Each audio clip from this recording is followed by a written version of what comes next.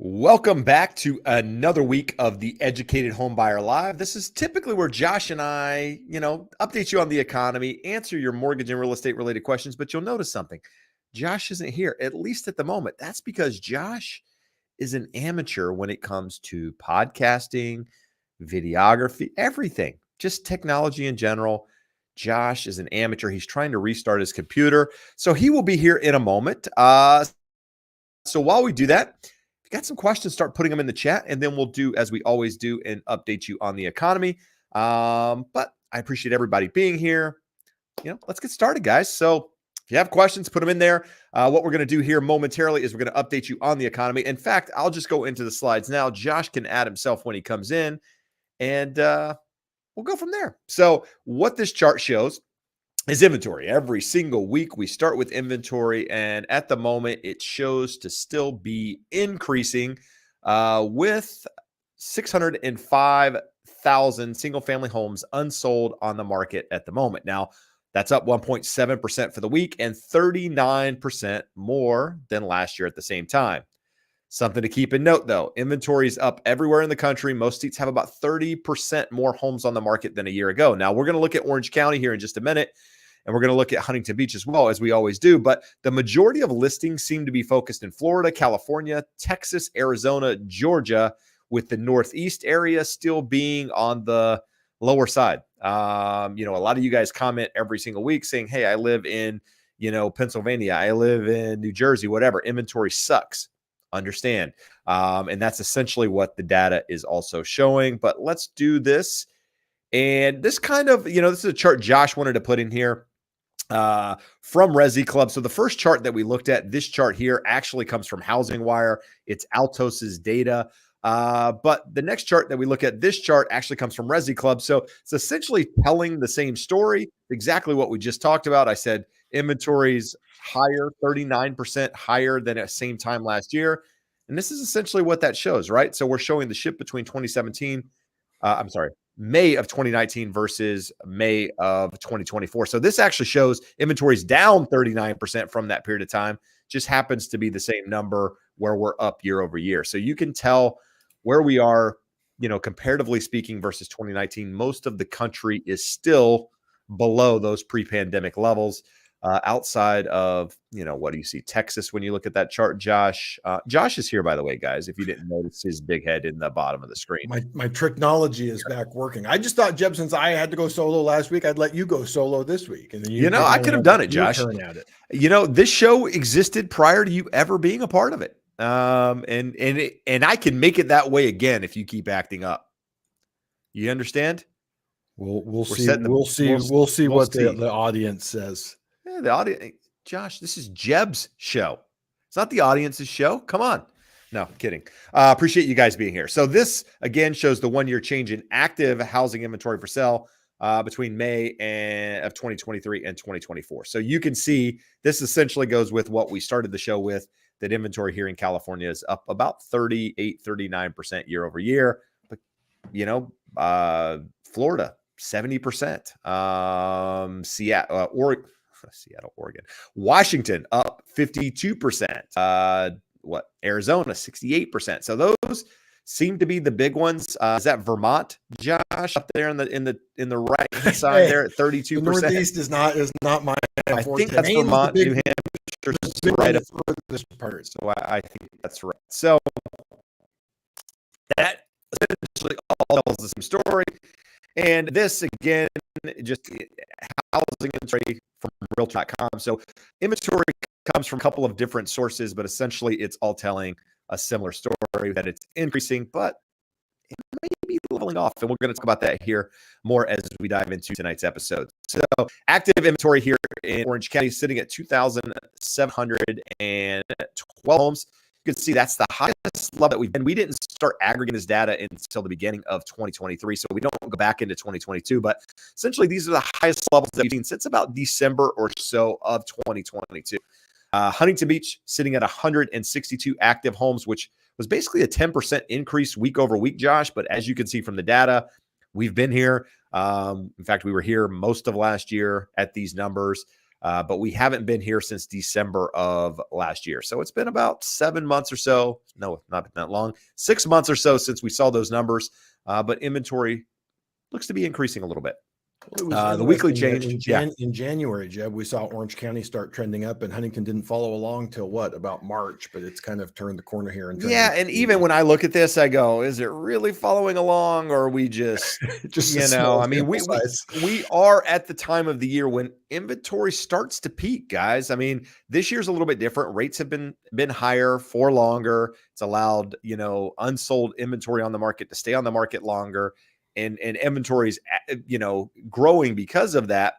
But this is time of the year when things start to slow down. So if rates start to trend down, we might see another increase in inventory. If rates go higher, we might see another increase in inventory. But if they just kind of bounce back and forth, it's going to be interesting to see what happens with that. The weekly change is what I always like to pay attention to. We went from 594 to 604. We're talking hundreds of thousands with that number. And we're essentially sitting at the highest level of inventory on a weekly basis, or looking at week over week, that we've seen since prior to the pandemic, for the most part. Going back to, I don't know, 2020, early 2020, maybe 2021. Weekly new listings. So weekly new listings, 63,000 new listings unsold this week, plus another 13,000 that were immediate sales. That's 10% more sellers than last year at this time. But if you look at the trend new listings chart below, seller growth appears to have leveled off. So again, we talked about that earlier. Less new listings coming to the market. So how is inventory growing? Well, it's growing because the homes that are coming to the market are sitting on the market longer, and therefore they're not getting purchased quickly. Inventory grows because of that. So Jeb, that dip that we're seeing right here, if you look on the other two colored lines, that looks like we get that every year. What is seasonal? Memorial Day? Is Memorial Day? Yeah, that's what I'm thinking. Yeah, probably Memorial Day week somewhere in there causes that big dip in inventory. It'll be interesting if that's actually the case. And we see, you know, you can see, you know, years past this, we're getting close to the peak. What is the red one there in the middle? Is that last year, or is that 2022? 2022 is when we first saw that you know, rates were continuing to rise during that period of time. And, you know, we didn't see the peak until late in July. You know, we're getting pretty close to, or what, a month and a half off from that. So it'll be interesting to see if similar story this year.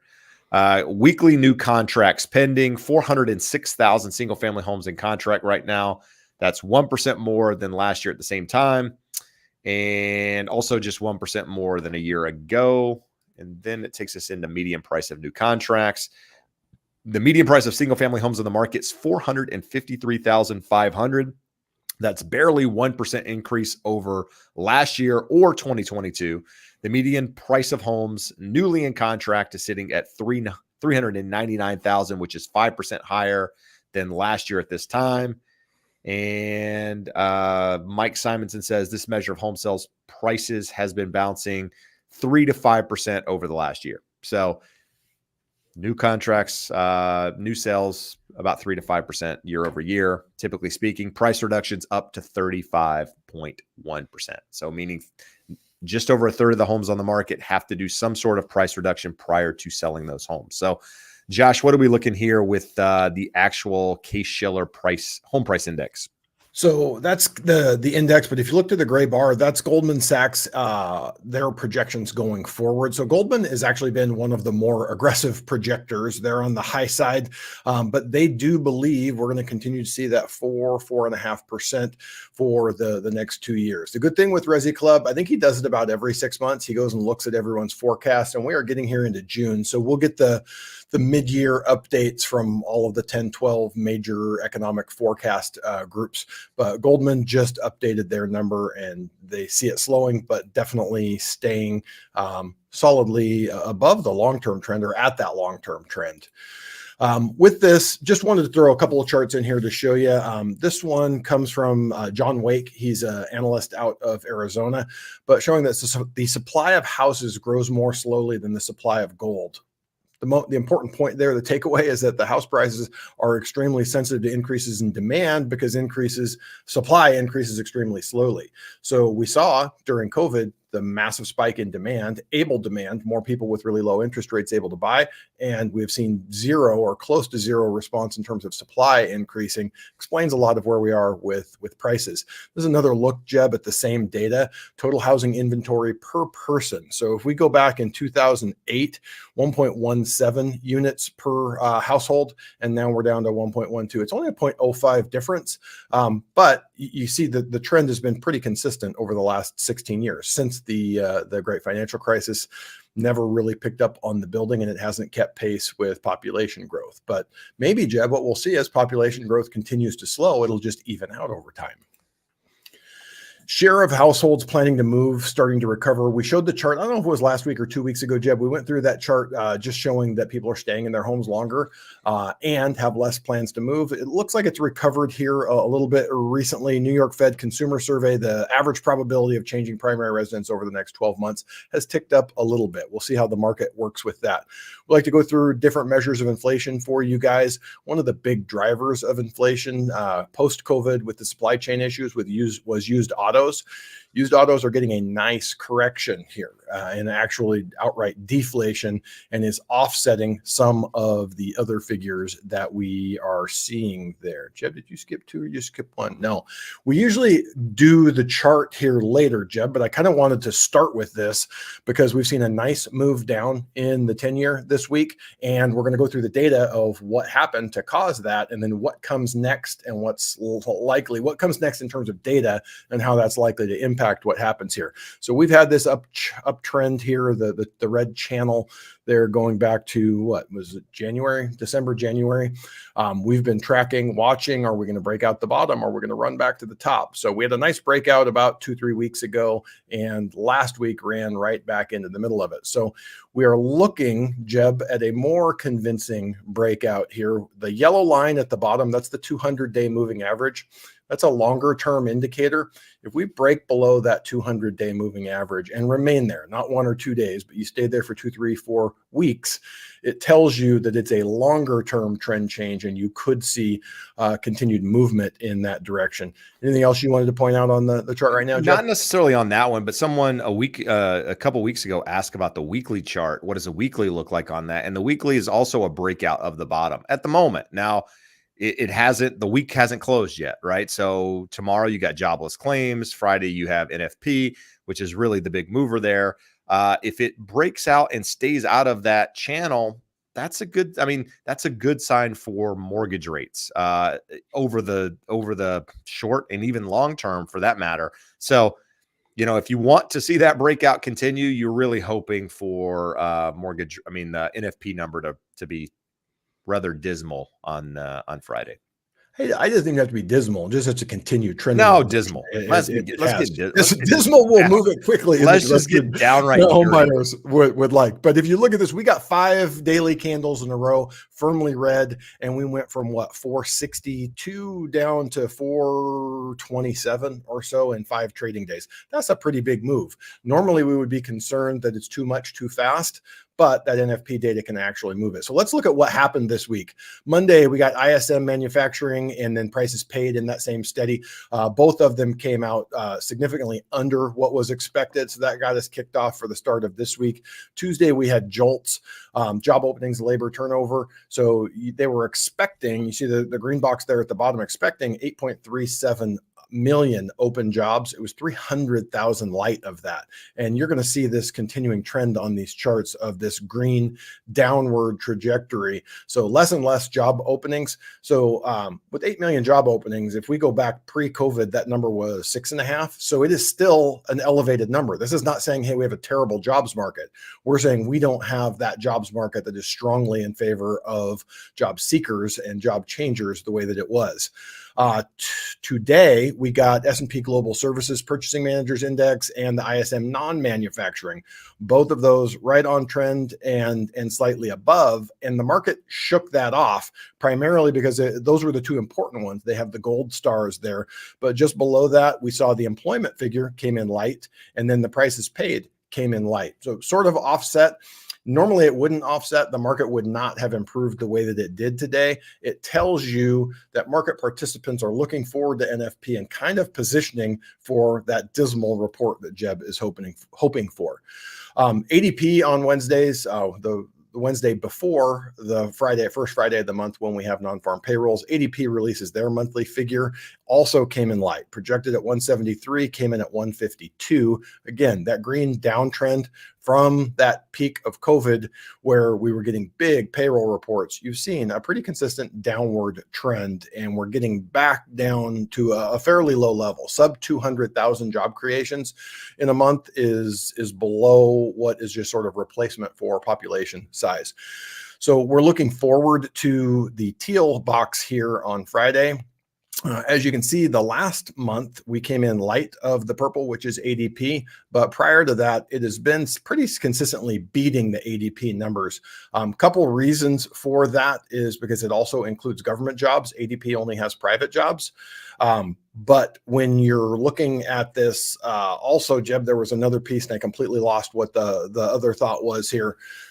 But ADP does its actual payrolls, whereas the Bureau of Labor Statistics, there's two surveys to it, and one of them, they do a birth-death ratio, assuming how many jobs or how many businesses are being started. And when you have a downturn, they're generally overestimating, and when you have an upturn, they're underestimating. So still a chance that despite the underlying economy and jobs market moving in the right direction, that the Bureau of Labor Statistics could come out with a hot number. This is what we've been looking at. So the projection, Jeb, is for 185,000 jobs. This has also been trending down. If you're in the market and you have a solid job and you're not worried about losing your job and you want to buy a house, you are hoping for as weak a report as you could possibly see here. In Jeb's words, the dismal report. Jeb, we had talked about this earlier. It's a big week coming up. So not much on Monday, but on Tuesday, we have a 10-year auction that can have an impact on mortgage rates and the market.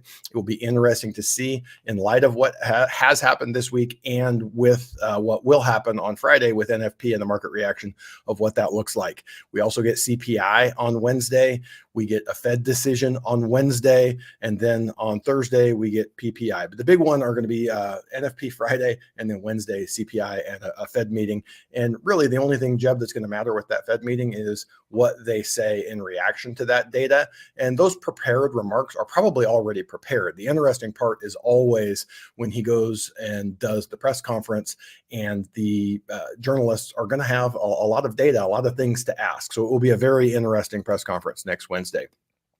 This one here, Jeb, I thought was interesting. Bloomberg has a natural language processing model that they have trained to read all of the speeches, press conferences, everything that Fed board members have. And they then equate that to a number of, are they speaking in hawkish terms or dovish?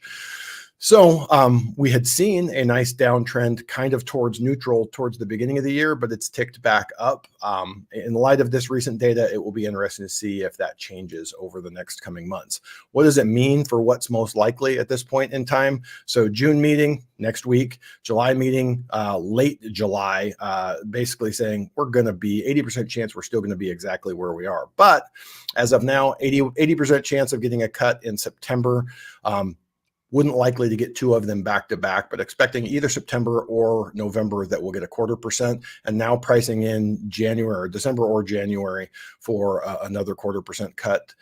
So you guys have seen, we show this every week. It changes a lot based on what's going on with the market. What does it mean for you if you're in the market? 7.03 on a 30-year fixed. That's about where we were before we saw the recent uptick in rates. FHA 6.55. And as always, definitely on the FHA, but most likely on a 30-year fixed. Well-qualified borrowers in that highest tier, 760, 780 credit scores, bigger down payments will be able to do a little bit better than that.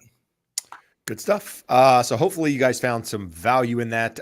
We actually published the episode this week on the Educated Home Buyer talking about refinancing. So I know many of you guys are first-time home buyers. You're not refinancing. You're literally just trying to get your first home. But for those that are considering refinancing, it's kind of a mistakes issue, things to avoid. So if you're interested, you know somebody that's thinking about refinancing, we're really kind of walking you through the basics there. So go over to the Educated Home Buyer channel, check it out, or listen to it on the podcast. Either way, we appreciate the support.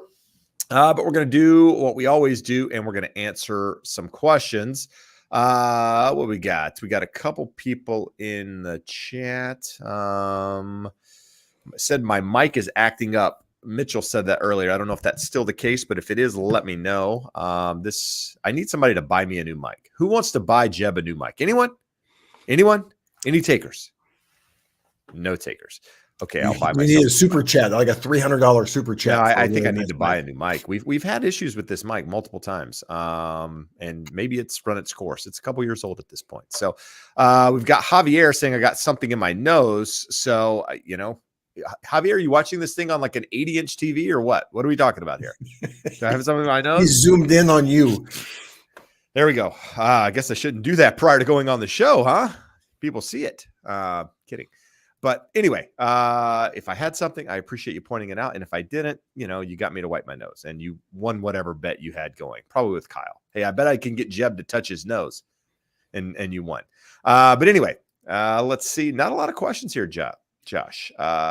Jeb, in addition to the famous Javier, we have the famous Alexis Brown, great realtor in Memphis. So any of you looking in Memphis, Tennessee, Alexis can help you out there. Glad you stopped by and checked out the show tonight, Alexis. All right. Well, there you go. How do we know Alexis? Through Vetted VA. All right. There you go.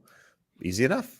A former San Diegan, for some reason, decided to relocate to Memphis, Tennessee. People do that. People do it. A lot of them come back, but people do it. All right. What's this live about? She asked. This live's about educating. About everything. That's what it's about. Answering questions. All right, here we go. Let's answer some questions here, Josh. So let's go with Drew. Drew asked, "What's ADP?" I do too many football fantasy drafts, so I have a different meaning for it. So ADP is basically the payroll processing company. I don't know what ADP stands for. Do you know? It's data processing. Data processing, automated data processing. Yeah. Anyway, most employers have some sort of payroll that they use, and ADP is one of them. And basically, what they do is they look at that data and aggregate that data and figure out how many jobs are gained, lost, whatever during that period of time. So that's all it is. But BLS on Friday is a little bit different, as Josh mentioned earlier. It takes into account government jobs and some additional things that ADP does not look at. Yeah, you don't want to know how the BLS does it. The ADP they make it up. Actual data from payroll companies, and they're just aggregating it. The BLS says, hey, we're going to do a little voodoo over here and throw out some crazy numbers. All right. So Alvin has a question, says, my DTI maxed out, have 4 rentals, cash flow $3,000 a month. Once all bills are paid, can my $3,000 lower my DTI, or does that work to lower my DTI? I'm looking. Okay. So Josh, let's back up because the question's a bit hairy there. How does rental income help you or hurt you in qualifying? With a rental property that has shown on your tax return, we're going to do a cash flow analysis of the Schedule E on your tax return, which can be better, which can be worse. Some people really just have a ton of expenses on there, and they weight that really heavily, and it looks like they lose money when they actually positively make money. Paper losses like depreciation, you can depreciate a rental property, we can add that back in. So from that, we're doing the cash flow analysis, and we're going to determine, is there positive cash flow, which gets added to your income? Is there negative cash flow, which gets treated like a debt, like an auto payment? And the only thing that would be different there, if any of those 4 rentals that you have, Alvin, were bought in the last 12 months and we haven't shown them on a tax return yet, then we're going to need to get the lease, give you 75% of the rents from the lease. If we say we're getting $1 million a month rent on a condo in Boca, we're going to have to do a market rent survey and show why it is worth that kind of money.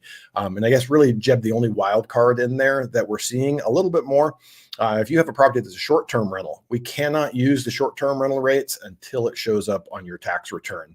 They won't allow us to do why am I drawing a blank? There's actually a database where you can look up market rents for short-term rentals. So a lot of the non-QM lenders, alternative type lenders, will allow you to use that, but we cannot on a standard purchase. So it has to get on your tax return where you have at least a full year history of those market rents on the short-term rental. All right, good. Darren is asking about Freddie Mac and buying equity loans, asking, is that, a good idea, bad idea, and how does it differ from a HELOC? So if they were to buy loans, it wouldn't be I guess just answer the question. I guess what I was going to say is, here's the thing. How would it help? Right now, there are lots of lenders that will make second mortgages, that will make home equity lines of credit. They all have their own guidelines. So if Fannie and Freddie's the one talking about it, if either one of them steps in, then they'll have a standardized set of guidelines that they say, if you underwrite to these guidelines, we will purchase these loans. So it makes for greater consistency. It makes for lower costs on those loans. So what some people are proposing is, hey, this would be great for the economy. We would be able to extract mortgage equity for all of these people who have great low first rate mortgages, and that would get pumped back into the economy and make it stronger. Well, we don't need a stronger economy. We've been talking about the economy being very resilient and resistant to Fed actions. So I don't know that it's necessarily a bad thing, but it's also not helpful or good at this point. I don't know of any well-qualified borrowers who are unable to go out into the market and get equity out of their home at this point in time. Yeah, I mean, that just, again, pushes inflation up, right? I mean, more money spent into the economy pushes prices higher, which is essentially what the Fed is trying to avoid at the moment by slowing the economy. Love for Puppies is asking about 40-year mortgages. Josh, we have a lot of questions around 40-year mortgages. I guess you can address credit unions, because credit unions keep a lot of their own portfolio loans, so they don't necessarily have to deal with the guidelines per se, but I guess just talk about 40-year mortgages in general so people can understand why we don't have them already. They don't meet the qualified mortgage guidelines, so they will never work for Fannie, Freddie, FHA, VA, USDA. But a portfolio lender that isn't concerned with it meeting the qualified mortgage guidelines, they can absolutely do that. So when Jeb says the credit union is likely going to keep that loan, if you're seeing a 40-year loan, they are absolutely planning on lending credit union funds, keeping those loans on their books. Most people don't realize this, but other than the biggest credit unions, most credit unions don't actually have a mortgage operation. They're going to broker your loan out like any other lender, or they're operating like an independent mortgage bank where they're going to fund it with credit union funds and then sell it off. So there are big credit unions out there that make their own guidelines, do their own stuff. If you're seeing stuff like 5 Arms, that type of stuff, then they generally are doing their own loans. If you see rates that look like they're well below the market, they're probably doing their own loans. We just got access, Jeb, to a new credit union that we can do correspondent close in our name in the state of Washington, and they're about 0.5% below the market and can do things that look like Fannie Freddie, but outside of the scope of Fannie Freddie. So some credit unions are lending their own money and can do their own things, but they are actually the exception rather than the rule. All right, good. Mina, give a $5 super chat. Mina, thank you for showing up weekly and giving me $5. I appreciate that. It is I'm very appreciative. I'm grateful for that. David has no question, but he did buy in 2022 and said he found my channel during that home buying process, appreciates the information and insight, tunes in frequently via the podcast to keep up with the market. So appreciate you being here, David, showing up occasionally, dropping in, say hello and thanking me. I appreciate it. It's what keeps the channel going. The support, knowing that it helps, is actually why we do what we do.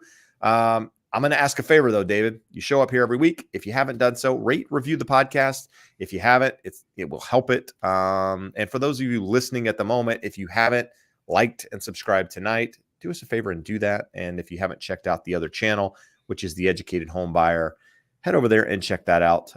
Again, all of that stuff just pushes it out, lets YouTube know, hey, people actually watch this stuff, and pushes it out to more people like you guys. Alexis followed up with a question, Josh, and is saying, if someone hasn't filed their taxes for 23, but it's filed 21 and 22, is that a problem? Not a problem. because we're still within the extension period. So have a client right now, they are actually CPAs and they are on extension. They're buying a couple investment properties in your neck of the woods, Alexis, in Nashville. So your state, at least, Tennessee. And we had to get a 2023 profit and loss statement because otherwise we don't know. We have no idea what 2023 looked like, and we're halfway through 2024. So until we get past that deadline, what is it, October 15th, Jeb, is the extension deadline. Until we get past that deadline, we are okay with them not having it, but there's some additional documentation. So the P&L, and then we'll need a P&L through the most recent closed quarter for the current year also, just to make sure that the business is still generating the income that we're showing on those tax returns to qualify them. All right. Good stuff. Let's see here. Platoon Daddy. I feel weird even saying that. I just bought in Missouri, $333,000 at a 6.7% with a VA loan. So first off, thanks for your service.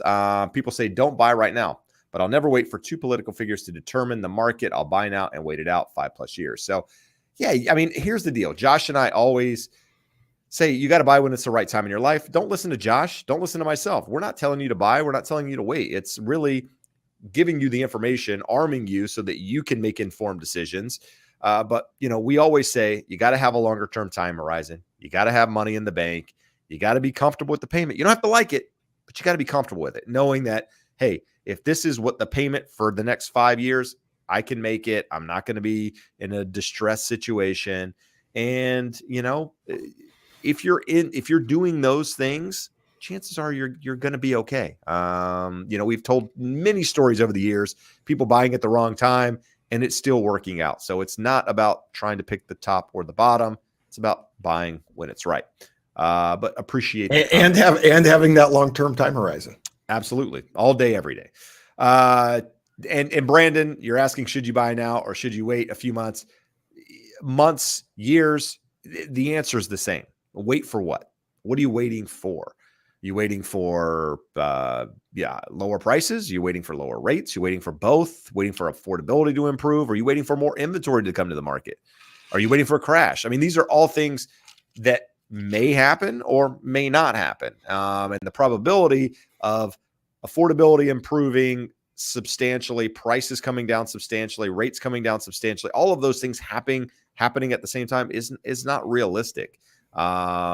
It's just, it's wishing for the cake and eating it too, metaphor, if you will. So, just buy when it's right. Buy when it's right. Jeb, we got an important question here that we do. Qualified to answer. Huang Vo would like to know: $700,000 apartment, I'm assuming condo, in Huntington by the beach on PCH. Is it worth it for a 1-bedroom, 1-bath? Is it worth it? Depends. $700,000 on PCH. I'm trying to think which one that probably is. There are definitely buildings downtown that I would consider at that price if it's the right thing for you. But what I will say anytime about a 1-bedroom, 1-bedrooms, have less demand. They're probably going to appreciate a little bit less than a 2 or 3-bedroom property. But the analogy I like to use is if you have like 100 people looking for a property and you say it's a 1-bedroom, right? You lose immediately half of that number. I mean, probably more than half of people that just won't consider a 1-bedroom for one reason or another. So it might fit your lifestyle. And if you're okay with that, fantastic. But I always ask buyers to consider, what does it look on the resale side? If you need to sell that property, if you have to sell that property, if you go to sell it, whatever in the future, are you going to be able to sell it, quickly, depending on the market? I mean, all of those things factor into that decision, or at least on my side. But, you got to make the right decision. But there are definitely condo complexes in Huntington Beach that I would consider a 1-bedroom at that price. 1,200 PCH is not one of them, if that's the building you're considering. 200 PCH, 200, 1,900, 2,000.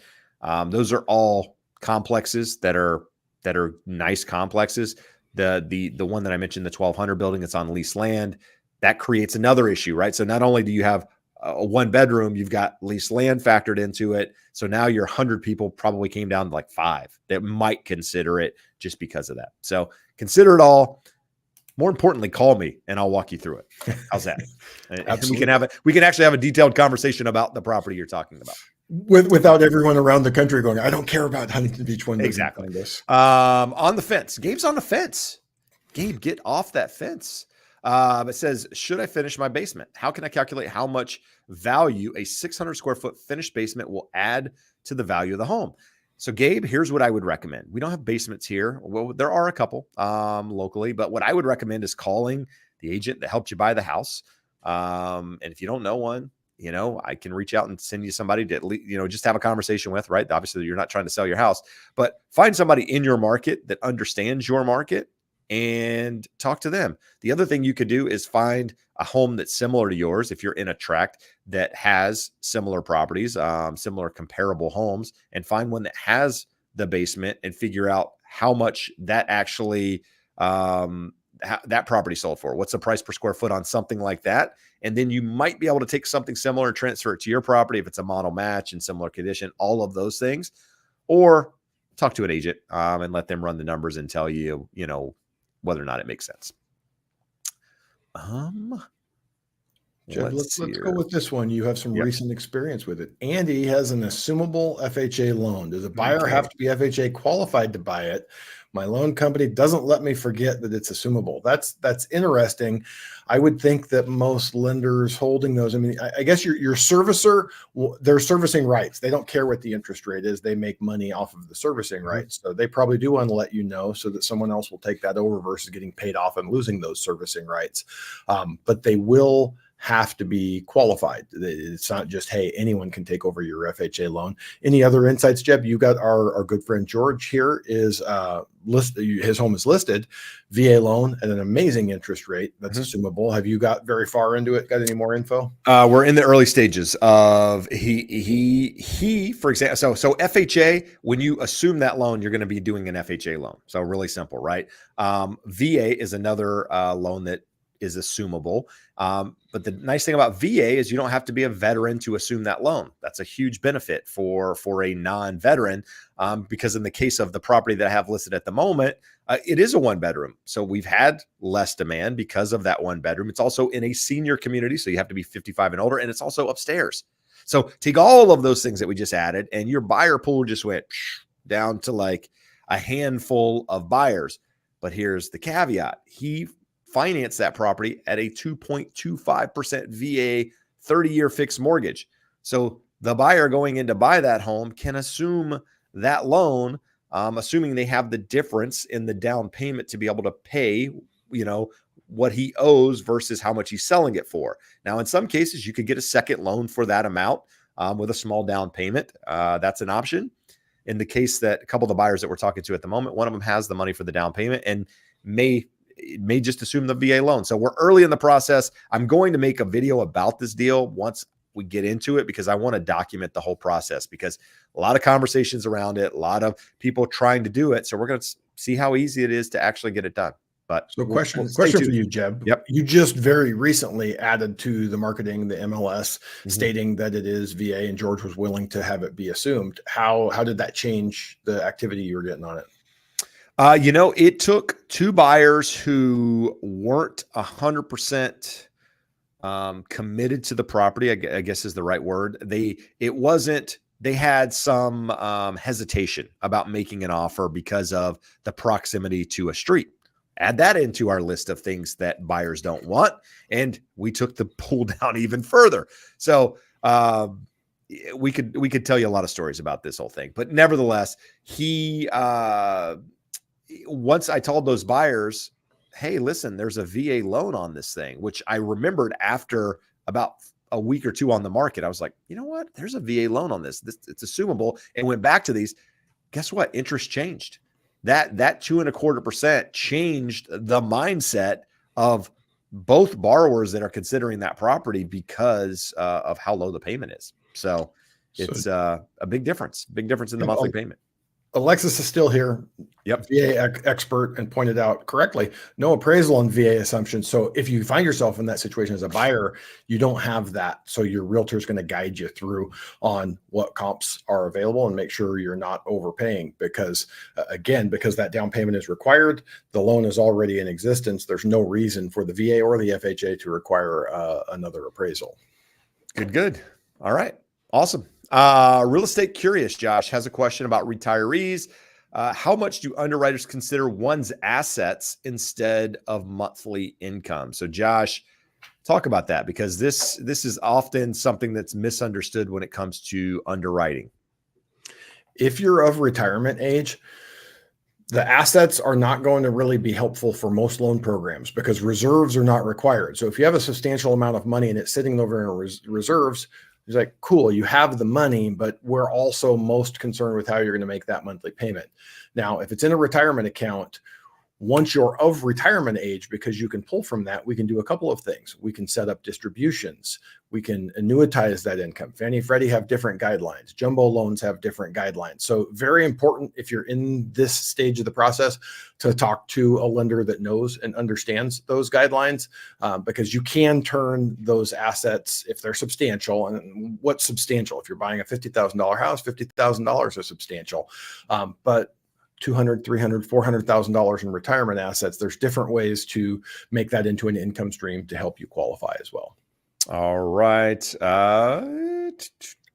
Good. Let's just because we're still kind of on that assumption. GD points out for an assumable loan, VA loan, ensure the buyer has enough entitlement to assume the loan, and what he means to substitute their entitlement for yours. In your situation, Jeb, George isn't going to buy again, so he doesn't care. He says, bring anyone. A non-veteran can assume a VA loan, but they don't have any entitlement to substitute for the veterans. So the veteran's entitlement is going to still be used up for whatever amount of it is used up on the market. Doesn't mean they can't buy another property. You have bonus entitlement, secondary entitlement that you might be able to buy something, but it may mean that you need to make a down payment if you're trying to buy and whoever assumed your loan didn't substitute their entitlement.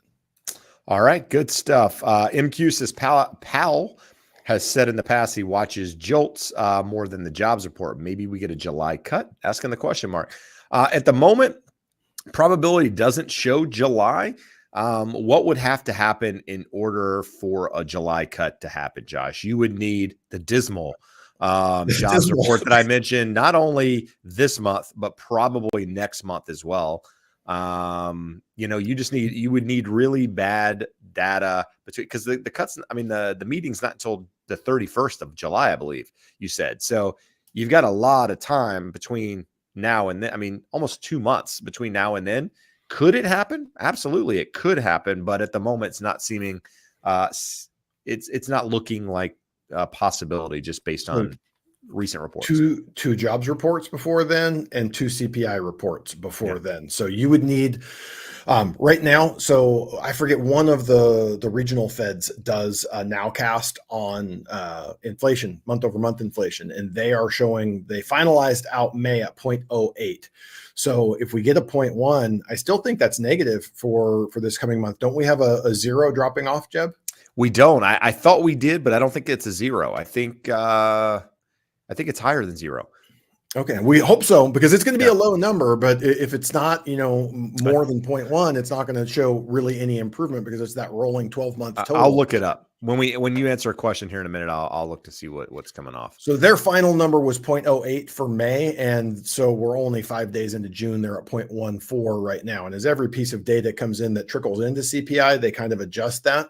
So hopefully we keep seeing those lower numbers. We keep seeing used autos going down. We're seeing all of the measures of rent slowly coming down, just much slower than anyone wants to see in terms of improving that inflation data. But you ask what would it take for a July cut? We'd have to have 2 really benign CPI numbers and 2 really weak jobs reports.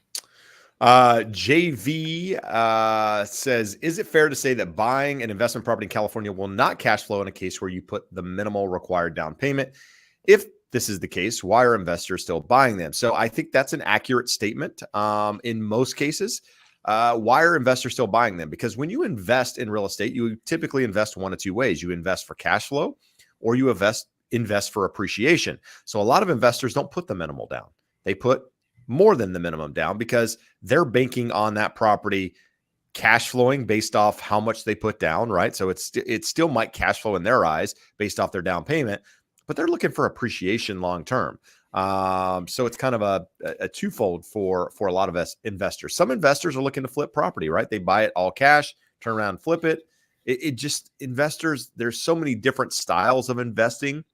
Short-term rentals, in some cases, short-term rentals can produce large amounts of cash flow just based on a much smaller down payment because of the type of investment it is. So it's not all don't lump all of them together. But there are definitely opportunities out of state for more minimal down payment on investment properties to cash flow than say California. Absolutely. Minimum down, just it's not a thing when you get to highly appreciated areas. What we see a lot, Jeb, is people just rotating properties. Someone highly appreciated Class B property and they want to get into a Class A property, or they want to get something closer to their home, or they have a 12-unit apartment building and there's enough equity in there that they can pay cash for a 4-unit that's easier to manage. There's more to it. This is a very difficult market for someone to say, I'm going to become an investor in real estate, especially with the minimum down per the guidelines. I mean, on a conventional single-family residence, you can do a 15% down non-owner. With that, the rate would be somewhere around 8.5%. You'd have mortgage insurance close to 1%. And you look at that and you're like, yeah, no, thanks. I mean, you're way upside down on your monthly. Good stuff. I just put a banner on the bottom of the screen, giving you a referral link. If you need to get in touch with Josh, like to get in touch with myself, want to get in touch with a real estate agent, mortgage broker, anywhere in the country that does business like us, that link will get you there. In fact, you'll probably be working with us the majority of the time. And then we'll hand you off to somebody that can help you if we can't serve your area. Hung went in and said HOA plus land lease payments. There goes my beach living dreams, and gave $10 for the mic. So now I feel like I have to buy a mic since people are giving me money towards the mic, because otherwise it's like, yeah. So, I guess I have to buy a mic. That's a good start. $10. Thank you for that, and appreciate it. So I'm assuming we were on the same page with what I was talking about. Land leases are not for me. That's what I'll say. Some people are okay with them. So don't let my comment persuade you 100%. Just, I think the 1-bedroom thing should persuade you more so than the land lease thing. Because the land lease is I would buy a 1-bedroom before I'd buy something with a land lease. Well, that land lease is really well plus years at this point. So that's not you're not going to risk losing that property in your lifetime. Probably it is, it is expensive because of the two, but I think, but to each his own. You got to decide what's right for you. Fig love makeup. Fig love makeup. It should be figs love makeup. Like, I feel like we need something plural here. I feel like we're not missing the plural part of fig. Some letters missing. Like fig. Yeah. Anyway, are FHA appraisers the same as other loan appraisers, Josh? So what makes an FHA appraiser different, I guess, is the better question. There's not. They just need to know the requirements. So a trained appraiser can do an FHA appraisal, a VA appraisal, a conventional appraisal, and most of them do all of them. Conventional and FHA appraisals are all done through appraisal management companies. A large lender could have their own appraisal management desk. The purpose there is to firewall the salespeople from the appraisers so they don't get unduly influenced. So for that purpose, I don't know of anyone that only does FHA or only does conventional. Most of them do both. And most of them also do VA, but VA handles the assignment of the appraisals themselves. All right. I got a couple questions here. Ted says, appreciate the insights. I'm thinking of moving in the next few years. As a current homeowner, what should I plan to save for moving costs, agent fees, buyer's closing costs for both transactions? So difficult to say at the moment, right? So there's a lot of changes happening in the commission world, in compensation. So that could very well change over the next couple of years. And if that does happen and it becomes the new norm, then what you're paying as a seller will be less on the sell side and you'll have to pay more on the buy side. But nevertheless, I would think, when selling a property, depending on what you decide to agree to compensation with your agent, add about 1% on top of that in other fees that you're going to have to pay between escrow, title fees, just, city tax, just all of these different things at about 1%. And it's going to be less than that in most cases. So hypothetically, say you agree to commission of 4% with your agent where, they're getting to, the other agent's getting to, I would say factor in about 5% total of what you would pay. But an agent can always get you a seller net sheet prior to ever selling your home to give you a really good idea of what you'd actually walk away with based on a certain price. So I would say more so go that route and use that as, more of the gospel than asking me here without having any insight on the state that you're in, the property that you're selling, all of that good stuff. And it's going to vary by state. It's going to vary by agent. All of those things are going to be a factor. It's going to vary a lot by state, Yep. Jeb. We're very lucky here in the Western United States. That's all pretty similar once you get west of the Rockies. You get up in the Northeast, some of these transfer taxes are bonkers. Yes, bonkers. Patrick, I feel like he asked this question earlier, and for whatever reason we didn't click on it. I don't know. But I thought you said you don't like Patrick. I did. I said I don't like Patrick. Patrick, I'm sorry, man. I don't like you. No. I have no idea where that came from. I said horrible tenants versus squatters. Is it the same timeline in terms of getting eviction? Any new laws for helping landlords in the works? So depends on your state. California is very, very tenant friendly. And with that, squatters kind of fall under those tenants to some degree. I'm not familiar enough with eviction laws on squatters tenants to be able to tell you if they're the same timeline or not. But what I can tell you is that both are difficult in the state of California. There's some crazy laws here. Like if somebody moves in and paints or does something on the inside, like they've improved the property, then that gives them even more right. I mean, I've heard crazy things. I don't know if all of that's accurate, but you say even more rights, but the only rights that a squatter would have is tenants' rights. They're asserting they have tenants' rights. I don't see any world where they could have more, but they're generally, if you see all these news stories, they're showing up and saying, look, here's my lease. I'm a tenant. So I don't think it's any worse, but I don't think it's any better either.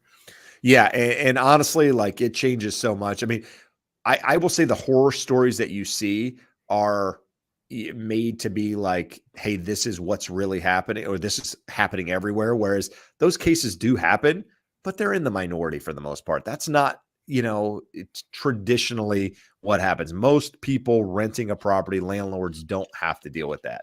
But those that do, I feel sorry for them. It's a pain. Let's see, Josh, we had a couple more here. Scott is asking, are we still seeing a decent amount of Californians coming to Arizona? So we don't know. What I will say is on average every year, I have probably 4 to 5 clients move out of state. And some go to Arizona, some go to Texas, some go to Tennessee, some go to Florida. Traditionally, what happens, and this is not a political statement, but this is what happens, is that most people leaving California are going to a more red state, something a little bit more conservative, where taxes are a lot less, housing prices are typically less. It's in many cases, it's not only a cost move, but it's a political move. So I don't know if there's still a decent amount headed to Arizona, but I would say it's definitely probably in the top 5 of people leaving California. Arizona is definitely in that list. Ed says, Josh, we've talked about this on the podcast before, but do you think the silver tsunami will greatly increase supply in the next 10 years? Not greatly. The data is out there, and we reference it in that episode of the podcast. So if you truly are interested, go back and dig it out. There's some really good studies that have been done. And I forget the lunatic lady's name that keeps ranting and raving. First, she was on and on about silver tsunami, and then it was young men not having sex, and both were going to cause the housing market to crash. The silver tsunami is real. It's not made up, but it is not enough to make up the shortage of homes that we already have. So it will increase supply, and it'll increase it at a greater rate the later we get into. Good Lord, Jeb, there goes the damn light. I love it. So the later we get into this decade, there will be more and more homes coming available. So it's very slow until about 2027, and then kicks up for the next 5, 6, 7 years after that. And it will help. It will help supply, but I don't think it's anything that's going to crash the market. Well, understand. I mean, this is my take on that. It will increase supply. All of these properties aren't necessarily going to come up in the same areas at the same time, right? So that's why you don't see a big drop in prices in most cases, unless you have it happen in, say, a Palm Springs or the Villages in Florida, or an area that is highly, highly concentrated with an older demographic. In those markets, could I see something like that having an impact? Absolutely. But a lot of it depends on what the kids decide to do with the properties in many cases, right? Because what's happening is the next generation is being handed, I don't know what the number is, Josh, like something billion, Trillions. What's the word I'm looking for here? What are they getting handed? Inheritance. Yes. But it's essentially a transfer of the largest transfer. That's what it is, of like assets from one generation to the next. And if kids decide to keep these and turn them into rentals, then they never hit the market. If they decide to live in them at some point, because maybe it's not in a retirement community, because maybe they never were able to afford a home and this is the opportunity for them to keep a property, then that never hits the market. So you're going to have all of these things being part of that equation. They're not just all going to hit the market. The question is how many and how often and where, and those are the things you got to worry about. So I wouldn't be sitting here on the sidelines waiting for that to happen. But it could have an impact. We will see. Sammy, Josh has a good question.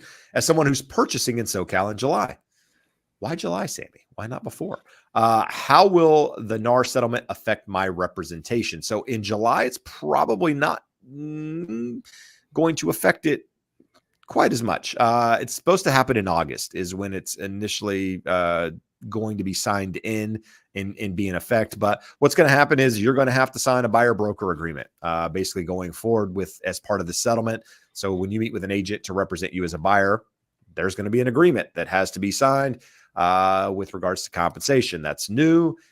There's a chance that that compensation is still covered by the agent on the other side. There's a chance that it's not. There's a chance that part of it is, part of it's not. It's all a negotiation, but that's something they can walk you through.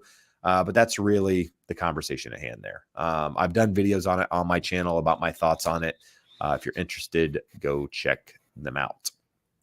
Josh, we got somebody asking, is it better to keep a rental property that rents for $3,100 per month or sell for $600,000? So I'm assuming at this point they own it free and clear is the way I'm getting this, and invest in the stock market or other investments. I pay $5,000, never mind, $5,000 property tax, repairs, and 7% management fee.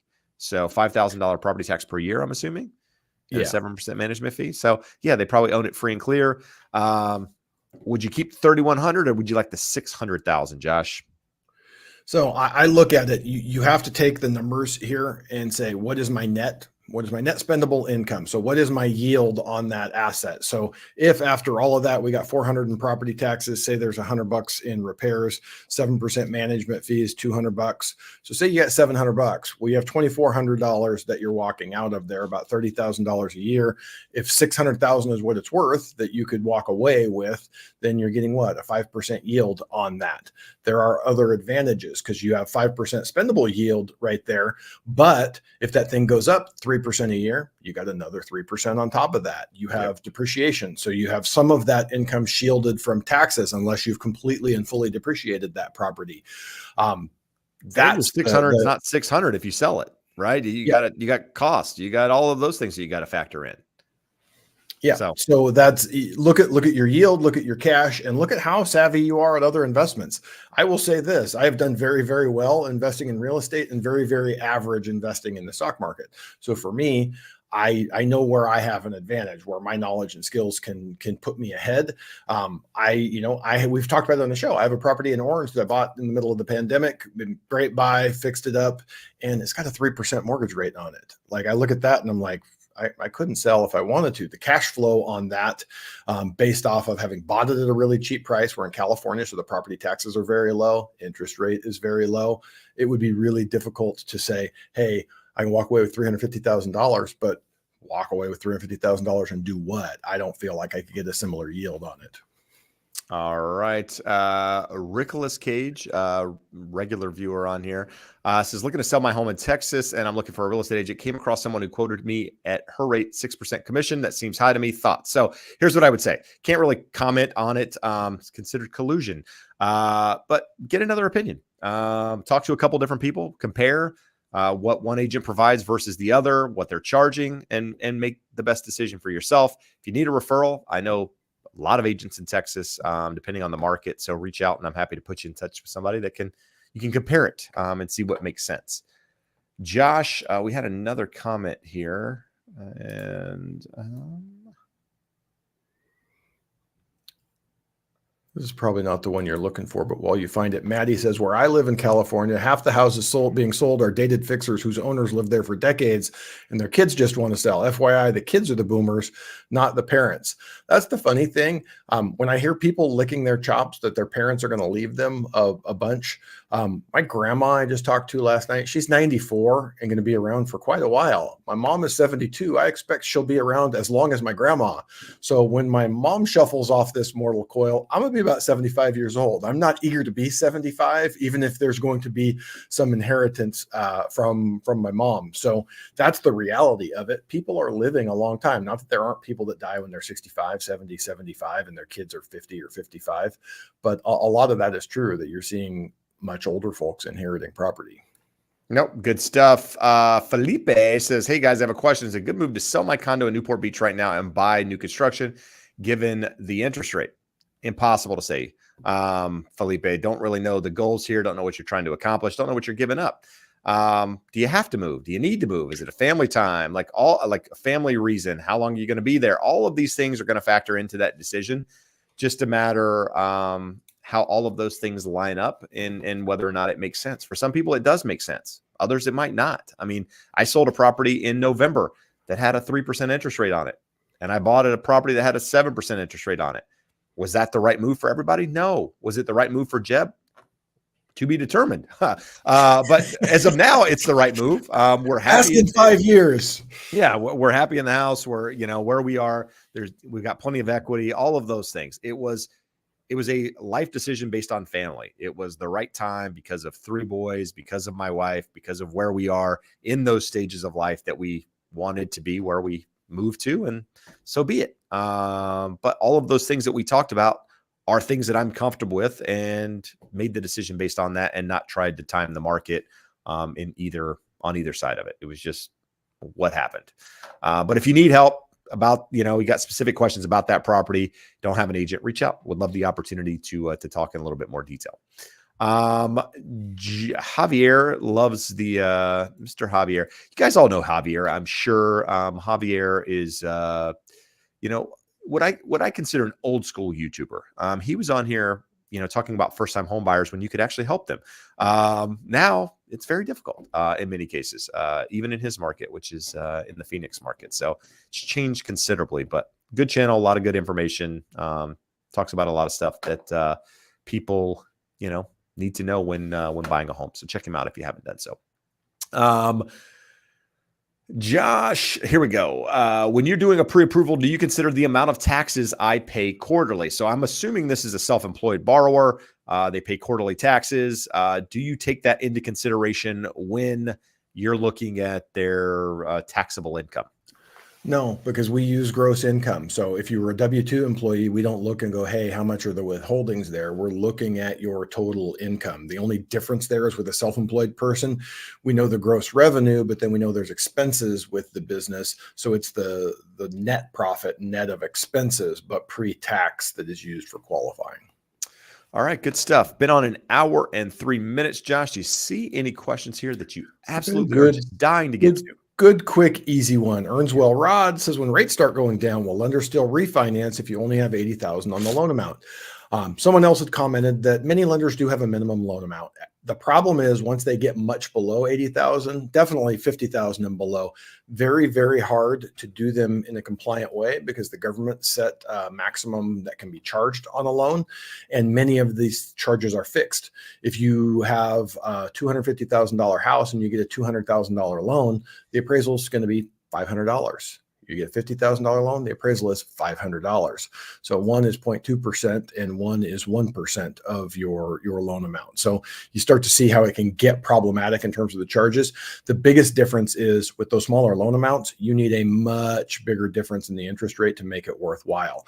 We talk about it on the show here all the time, Jeb, that 125,000 divided by your loan amount tells you what you need to save.